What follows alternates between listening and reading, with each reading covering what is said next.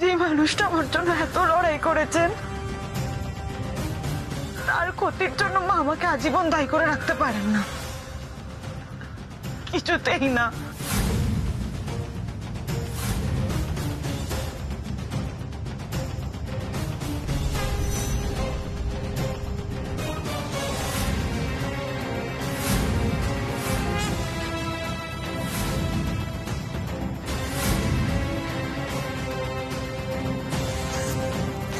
উমা, আমার কথাটা শোনো। উমা, উমা ওঠো, ওঠো, ওঠো উমা, ওঠো। কি অবস্থা করলে তুই?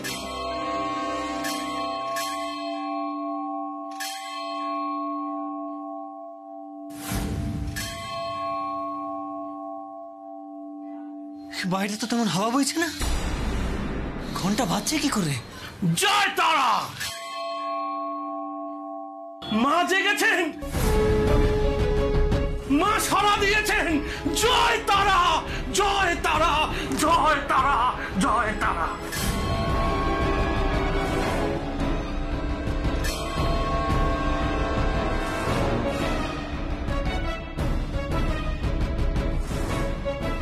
মা তোর আরতি শুনেছেন, মা খুশি হয়েছেন। এই ঘন্টার ধ্বনি তারই ইঙ্গিত। জামা, স্বয়ং মা কালী তোর উপর সহায় হয়েছেন। যা, নিজের আপনজনের কাছে যা, মা তোকে রক্ষা করবেন।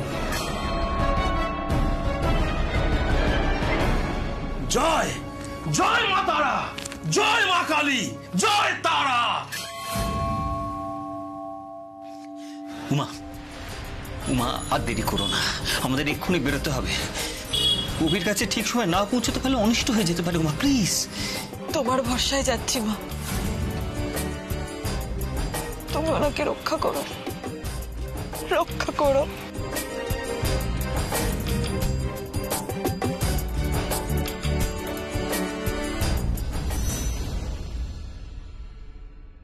কি করলে বলতো? কপালের অবস্থাটা রক্তারক্তি কাণ্ড করে ফেললে। দেখি দেখি,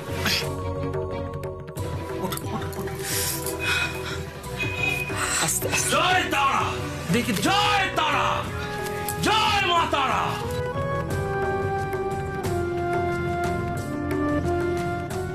কি করবে এবার আমি, বলো তো?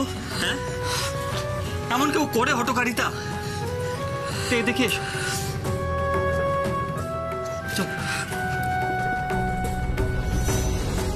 কি যে করো না তুমি উমা, আমাদের এখন তাড়াতাড়ি হাসপাতালে পৌঁছতে হবে, এর মাঝখানে তুমি।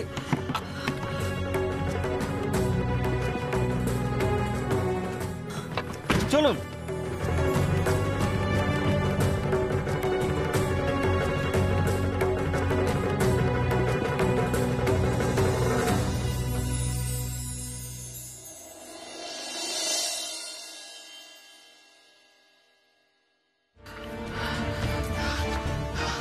ম্যাডাম, অভিমন্যু আচার্য, রোড অ্যাক্সিডেন্ট কেস, ওনাকে কোথায় অ্যাডমিট করা হয়েছে? আইসিইউতে। আইসিইউটা কোন দিকে? ওই দিকে। চল।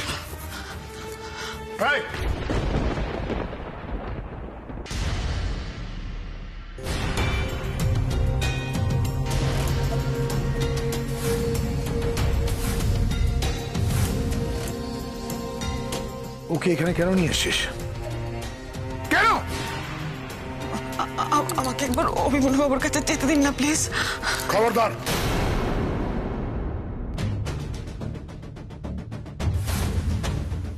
একটা কথাও শুনতে চাই না আমি। তোমার ক্রিকেটের জন্য আর তোমার জন্য আমার ছেলে আজ মৃত্যুর সাথে পাঞ্জা লড়ছে।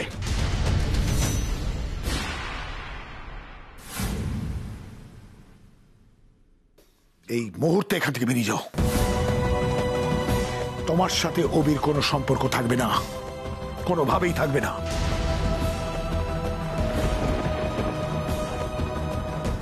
ছেলে, আমার ছেলের এই অবস্থা, তার জন্য দায়ী তুমি। কি বলছেন আপনি বড়বাবু? অভির এই অবস্থার জন্য উমা কেন দায়ী হবে? উমা তো ঠিক, ঠিকই বলছি। আর এই ম্যাচ কি দরকার ছিল? জানতে না তুমি দুদিন ধরে ও ঘুমোয়নি। তোমার খেলাটা এতটাই ইম্পর্টেন্ট ছিল যে আমার ছেলেকে গাড়ি চালিয়ে তোমার কাছে আসতো। আর তাও আর কি ম্যাচ, একটা জোচ্চোরের ম্যাচ যে ম্যাচ ফিক্সিং করে রেখেছে।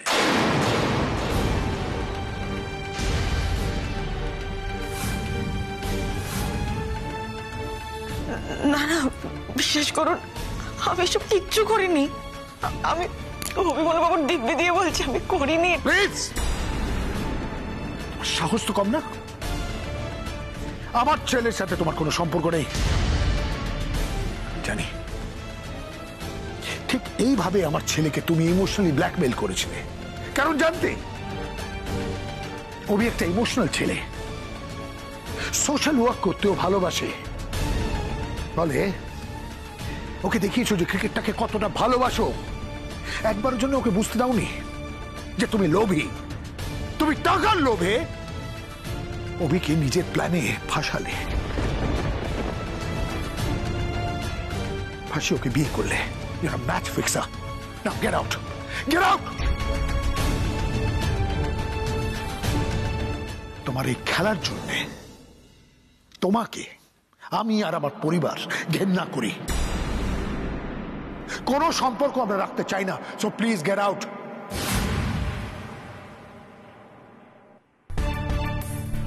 বাবা এখন উমার উপর যা চটে আছে, মনে হয় না আমি বাবাকে কনভিন্স করাতে পারবো। উমাকে মনে হচ্ছে না বাড়িতে এখন নিয়ে যাওয়া যাবে। আর আমি যদি উমার হয়ে কিছু বলতে চাই, বাবা উল্টে আমাকেই না ঝেড়ে দেয় এই মুহূর্তে। থাক, আপাতত বাবার মতেই মত মেলাই, স্রোতের সঙ্গে যাওয়াই ভালো। আমাকে দয়া করে একবার অভিমন্যু বাবুর কাছে যেতে দিন। উমা প্লিজ, জেদ করো না। তুমি এখন যাবে না ওর কাছে। তুমি কি সিচুয়েশনটা বুঝতে পারছো না? তুমি কি চাইছোটা কি?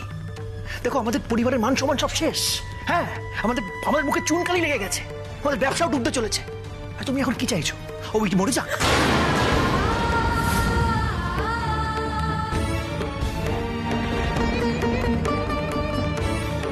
সো প্লিজ জেদ করো না। অরবিন্দ, ওকে বাড়িতে নিয়ে যা। দাদা, আমি মানে ওই অরবিন্দ, তোর সঙ্গে আমি এই নিয়ে পরে কথা বলবো। প্লিজ তুই আগে ওকে বাড়িতে দিয়ে আয়। আচ্ছা, একটা কথা আমাকে বলতো, তুই কার পারমিশন নিয়ে ওকে এখানে নিয়ে এলি? আমরা বাড়ির কারো পারমিশন নিয়েছিলি কি ওকে নিয়ে এলি যে এখানে? পারমিশন দেবার কি আছে দাদা? উমা অভির স্ত্রী, অভির এই অবস্থা। প্লিজ তুই এখন ঢাক পিটি ওর পরিচয় সবাইকে বলিস না। তোকে আমি যেটুকু বলছি সেটুকু কর। প্লিজ যা, ওকে বাড়িতে দিয়ে আয়। প্লিজ ট্রাই টু আন্ডারস্ট্যান্ড সিচুয়েশনটা বোঝ। সিচুয়েশনটা বোঝ অরবিন্দ, প্লিজ যা।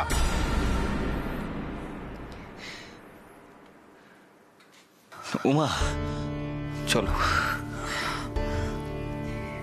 আর হ্যাঁ, ওকে বাড়িতে দিয়ে আসতে বলছি, মানে আমাদের বাড়িতে না, কিন্তু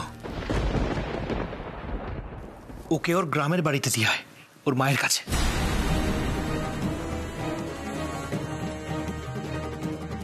কি বলছো তুমি দাদা? অভির এই অবস্থা, আর উমাকে আমি ওর নিজের গ্রামের বাড়িতে দিয়ে আসবো? কথাটা বুঝতে পারছো না কেন? বাংলা ভাষা বুঝতে অসুবিধা হচ্ছে? ওর রাগ স্পষ্টভাবে তোমাকে জানিয়ে দিল যে ওকে নিয়ে ওর বাড়িতে যাও, আমাদের বাড়িতে না। একটা ম্যাচ ফিক্সার, একটা চোর চোর। তাকে কোনোদিন অভি বিয়ে করতে চায়নি। কাকে বিয়ে করতে চেয়েছিল? যার মধ্যে একটা ক্রিকেটের প্যাশন ছিল। এই মেয়ে তো সে না। ফলে ওকে নিয়ে গিয়ে ওর বাড়িতে দিয়ে এসো। আমাদের পরিবার ওর সাথে কোনো সম্পর্ক রাখবে না। আচার্য পরিবারের যোগ্য বউ নাও। আর কোনোদিন অমৃতা ওকে মেনে নেবে না। So just take her and leave. কিন্তু বড়বাবু, এত বড় একটা সিদ্ধান্ত অভি সেটা জানবে না। উমা তো সত্যি অভির স্ত্রী, ওর তো একটা স্ত্রী। এই স্বীকৃতি তুমি দেবে? আমি দিই না। আমি কোনো স্বীকৃতি দিই না। কিভাবে নাটকীয় ভাবে বিয়েটা হয়েছিল মনে আছে? মাথায় সিঁদুর তুলে দিলে কেউ কারো বউ হয় না, আর সে বিয়েও স্বীকৃতি পায় না। ফলে যেটুকু বলা হচ্ছে সেটুকু করো। ওকে নিয়ে যাও আর ওকে ওর বাড়িতে দিয়ে এসো। যাও। অরবিন্দ, দেখ, আমাদের একটা কথা ভুললে চলবে না, আমাদের কিন্তু ক্রিকেটের বিজনেস, মেয়েদের প্রিমিয়ার লিগে আমাদের টিম আছে, আমাদের আমাদের মান সম্মান, আমাদের ব্যবসা সব ডুবে যাবে। তুমি ব্যাপারটা বোঝার চেষ্টা কর। আজকে যা হয়েছে একটা কেচ্ছা, মিডিয়া আমাদের হাজারটা প্রশ্ন করছে। প্লিজ এই ব্যাপারটা বাড়াস না। দেখ, আমাদের জায়গায় যে কেউ থাকলে এটা মেনে নিত না। ওকে আমাদের বাড়ির বউ হিসাবে কেউ মেনে নেবে না। আর দরকার পড়লে আমি প্রেসকে ডাকবো, মিডিয়াকে ডাকবো, সবার সামনে অ্যানাউন্স করবো এই মেয়েটার সাথে আমাদের পরিবারের কোনো সম্পর্ক নেই।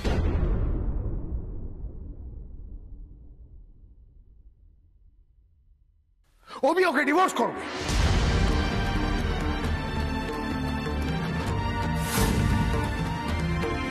আর আমি জানি না, নাটু কেউ ভাবে সবার সামনে মাথায় সিঁদুর তুলে দিলে আদৌ ডিভোর্স লাগে কি লাগে না সেটা আমার লয়াররা ডিসাইড করবে। কিন্তু এই মেয়েটার সাথে একটা ম্যাচ ফিক্সারের সাথে আচার্য পরিবারের কোনো সম্পর্ক নেই, কোনোদিন থাকবে না। যাও অরবিন্দ, নিয়ে যাও ওকে, নিয়ে যাও।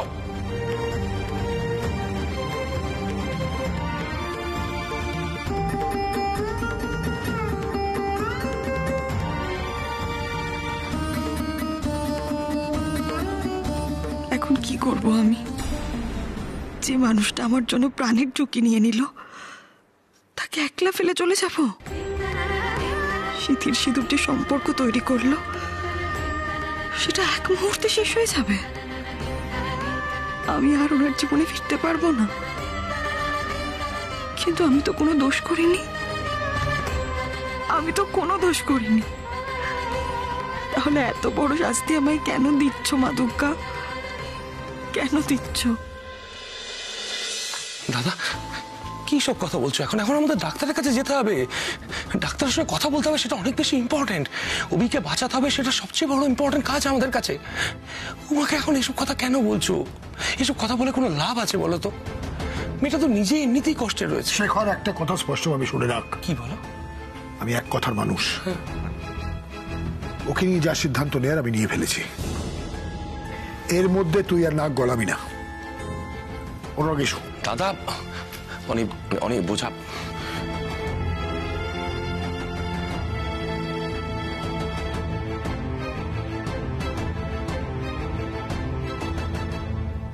উমা, উমা, উমা, আমি জানি তুমি প্রচন্ড চিন্তা করছো মা। তোমার খুব টেনশন হচ্ছে, তোমার খুব খারাপ লাগছে কথাগুলো শুনে, আমি সবটা বুঝতে পারছি। কিন্তু অভির অবস্থা বলে আমাদের কারোরই মাথার ঠিক নেই, জানো তো। বিশেষ করে দাদা রনির কারোর মাথার ঠিক নেই। একবার অভি সুস্থ হয়ে আসো, তুমি দেখবে সব আবার আগের মতো হয়ে যাবে, সবকিছু। আমি বলি কি, একটা কথা বলবো? তুমি তুমি তোমার মা দুর্গাকে ডাকবে, উনি যেন অভিকে সুস্থ করে দেন। ছেলেটার অবস্থা ভালো নয় গো, ডাক্তার কিছুতে ভরসা দিতে পারছেন না। রবীন্দ্র, ওকে বাড়ি নিয়ে যা, ওকে বাড়ি নিয়ে যা। কোন বাড়িতে নিয়ে যাব? কোন বাড়িতে মানে? বড়বাবু বললেন যে উমাকে যেন ওর নিজের গ্রামের বাড়িতে পৌঁছে দিয়ে আসি। আমি কি সেটাই? না, কোথাও নিয়ে যাবে না। ও আমাদের বাড়ির মেয়ে, আমাদের বাড়ির বউ। ওকে আমাদের বাড়িতে নিয়ে যাও রবীন্দ্র। না,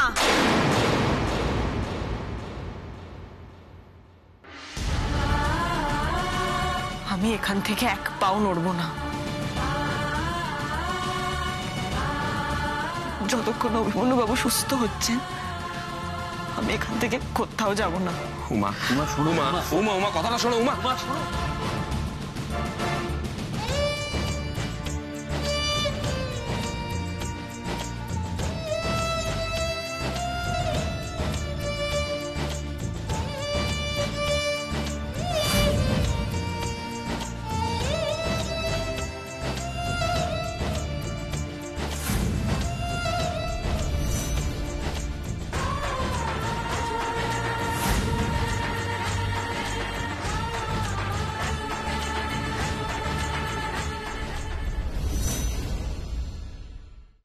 তুমি অভিমন্যুবাবুকে এত কষ্ট কেন দিচ্ছ ঠাকুর?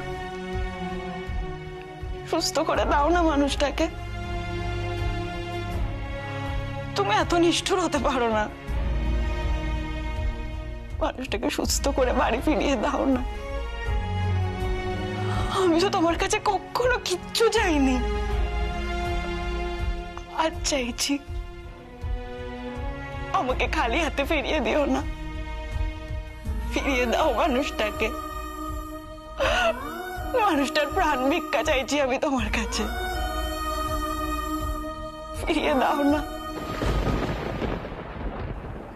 কাছের মানুষ হারানোর যন্ত্রণা আমি আর সহ্য করতে পারবো না ঠাকুর।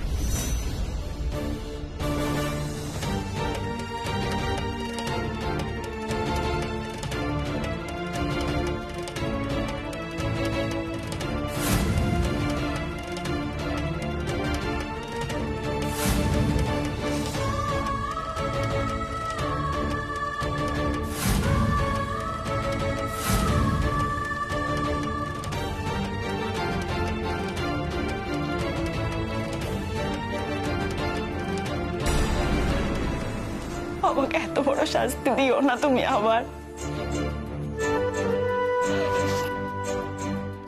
শুধুমাত্র আমার পাশে থাকতে চেয়েছে বলে, আমাকে সাহায্য করতে চেয়েছে বলে তাকে তুমি এত বড় শাস্তি দেবে? ফিরিয়ে দাও মানুষটাকে। ওনার কিছু হয়ে গেলে আমি নিজেকে ক্ষমা করতে পারবো না।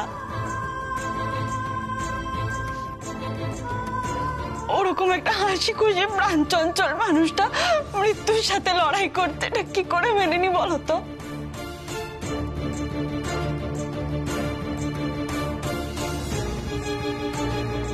ফিরিয়ে দাও। কিসের শাস্তি দিচ্ছ তুমি আমায় ভগবান? ওখানে সবাই বলছে ওনার এই অবস্থার জন্য আমি দায়ী। তুমি তো জানো বলো, আমি কখনো ওনার খারাপ চাইনি। আমি সবসময় চেয়েছি উনি সুস্থ থাকুক, ভালো থাকুক। আমাকে অপরাধী করে রেখো না ঠাকুর। এত বড় অপরাধের বোঝা আমার মাথার উপর দিও না। আমি এই বোঝা ভয়ে বেঁচে থাকতে পারবো না। সুস্থ করে দাও মানুষটাকে, দয়া করো আমাকে ঠাকুর, দোহাই তোমার, তুমি ফিরিয়ে দাও ওনাকে। আমি ওনার প্রাণ ভিক্ষা চাইছি তোমার কাছে। তুমি আমার প্রাণ নিয়ে নাও, আমাকে কষ্ট দাও, কিন্তু ওনাকে সুস্থ করে দাও, সুস্থ করে দাও।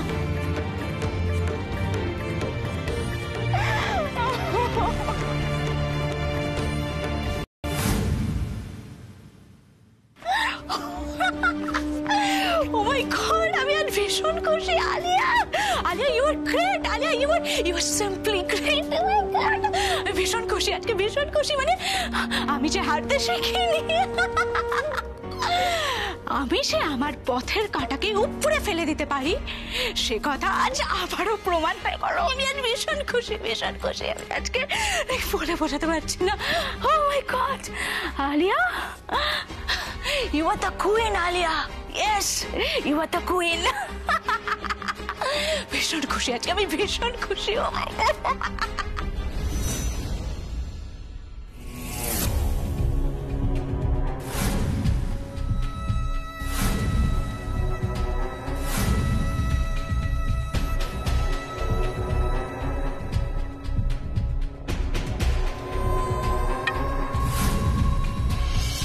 আমার বাবার স্বপ্ন, অভিমন্যু বাবুর স্বপ্ন, সবটা ভেঙে দিতে পারলেন। আপনি এতটা নিষ্ঠুর কেন ম্যাডাম? আমি আর কোনোদিনও ক্রিকেটে ফিরে আসতে পারবো না, কোনোদিনও না। ম্যাচ ফিক্সিং করতে গিয়ে হাতে নাতে ধরা পড়লেন বাংলার উঠতি প্লেয়ার উমা দাস। উমা দাসের কাছ থেকে 4 লক্ষ টাকা পাওয়া গেছে। শুধু তাই নয়, ভাইরাল হওয়া ভিডিওটিতে দেখা যাচ্ছে তিনি একজনের কাছ থেকে টাকা নিচ্ছেন। উমা, বামন হয়ে চাঁদ ধরা স্বপ্ন দেখছিলে তুমি, হ্যাঁ? কি হলো? তোমার ক্রিকেট ক্যারিয়ার শেষ হয়ে গেল। মাত্র কয়েক ঘন্টার মধ্যে আমি তোমার ক্রিকেটার হওয়ার স্বপ্ন একেবারে ভেঙে চুরে চুরমার করে দূরে ফেলে দিলাম। Now you are completely broken Uma. তোমার উঠে দাঁড়ানোর আর কোনো ক্ষমতা নেই। উমা, তোমার জীবন থেকে আমি যেমন ক্রিকেটটাকে এইভাবে মুছে দিলাম, তেমন ভাবে আমি তোমার জীবন থেকে অভিকেও আমার কাছে টেনে নেব।